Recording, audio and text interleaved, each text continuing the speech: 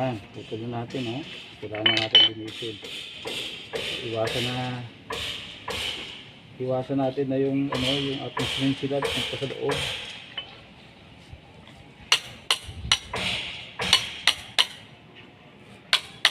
Dito pala pumapasok yung tubig, oh. Andito, oh. Andito pala, oh.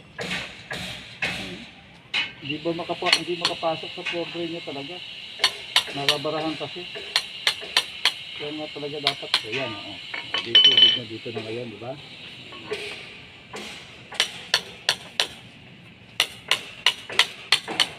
Ito yung. Ito pala yung.